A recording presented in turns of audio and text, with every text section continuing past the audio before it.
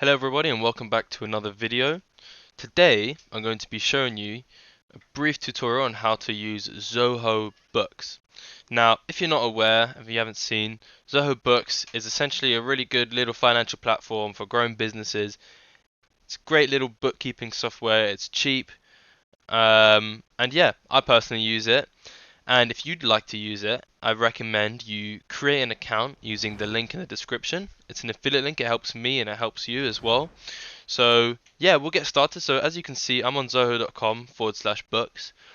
I am already signed in, so it will let me in immediately. If you'd like to reach Zoho Books, all you have to do is go to zoho.com, and it's one of the main featured apps. Now, if you don't see it in featured apps, you can just go to products at the top over here and go to finance, and it's the first option. So once you're on zoho.com/books and you're signed in, you'll see a screen like this, and we'll go straight to access Zoho Books. Alright. So this is the first time this account that I'm on has been used on Zoho Books. Now, what we can do is, so this screen over here is shown to me because I use Zoho Invoice as well. What we can do is, I can just click upgrade to Zoho Books, upgrade, blah blah blah. Now this will take me completely there. So here we go. So it might be a little bit confusing, using Zoho Books for the first time. However, once you're in here and you've added your organization's details, it's really simple. So I'll take you through some of the options to start off with. Now, it's worth noting, as you can see in the top right corner, you get a 14-day free trial. Now, you can't go wrong, and there's also a toll-free helpline that you can call. Now, this is a UK number because I'm based in the UK, and that should automatically change as per your respective country. So anyway, let's get straight into it. Now, I'm not a VAT registered business, so I'm going to skip that. I've also created my first invoice. Now, that's just very simple. You can check our Zoho invoices video on how I created that. Now, we're mainly here for the bookkeeping and accountancy side of Zoho Books. So, what we're going to do is we're going to have a look at our first bill and expenses, and we're also going to look at banking and journals. So, first things first, let's create our first bill. Now,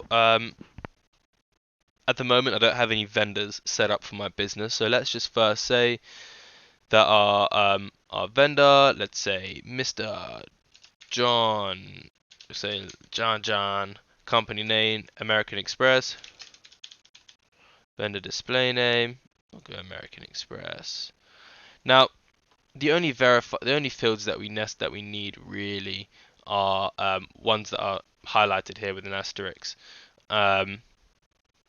Now it depends. I can set my opening. So I'm just filling this in with random details, to be honest. Just so I can have a bill. I can save as an open bill. Oh, let me set bill number 1. We'll set the date to today.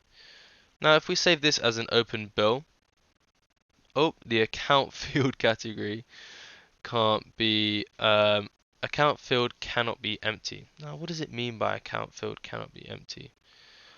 I believe maybe that's within the vendor profile. Let's have a look. Yeah, I mean, oh, here we go. Whoops. So make sure you set an account field. We're just going to say IT and internet expense. We'll save as open. So anyway, this is a bill. It's quite similar to an invoice. But this will essentially allow you to start keeping track of things in your business. Now, a good thing about Zoho is you're able to add and connect real bank accounts and real bank cards, and it can track it live using some of the open banking software that's available nowadays. Now, I don't personally use that. However, it is an option, and just for the sake of this video, I'm not going to add a bank and credit card. However, I can, add manually. I can add my routing numbers and whatnot, and this will show up in my invoices, which I think is quite good. Now, this is quite an important section, and it's the accountant section.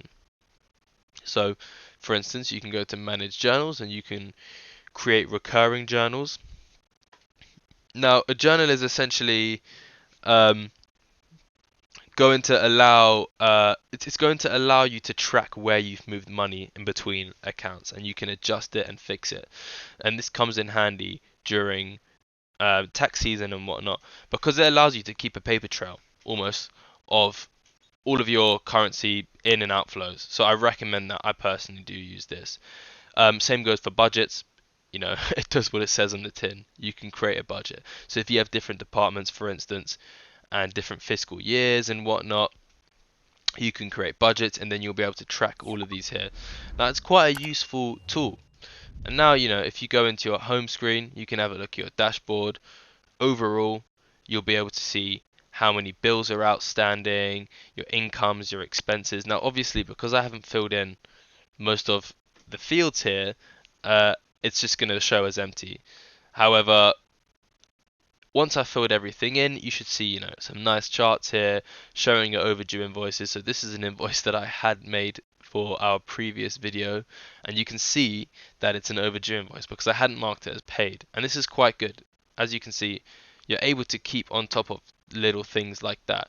Otherwise, some, you know, these can go unnoticed in a business, and it can start to really add up.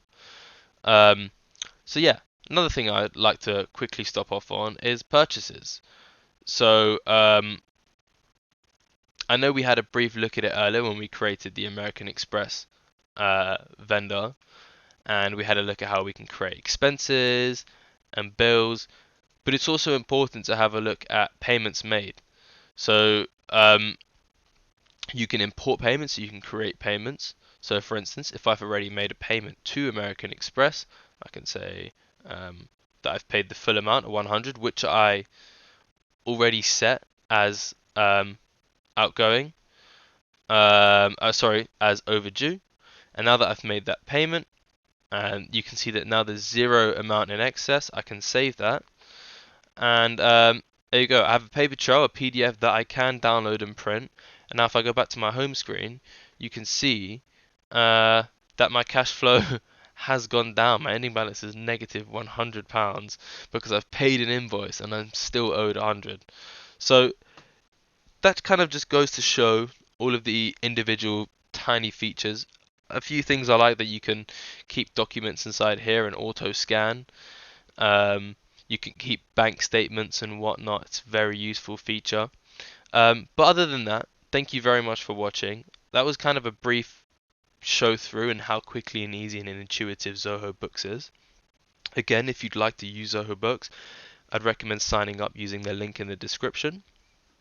If you enjoyed this video, please like, comment and subscribe, and do also take a look at my channel for some of the other videos I have on Zoho and other topics. Thank you very much. Have a wonderful day and goodbye.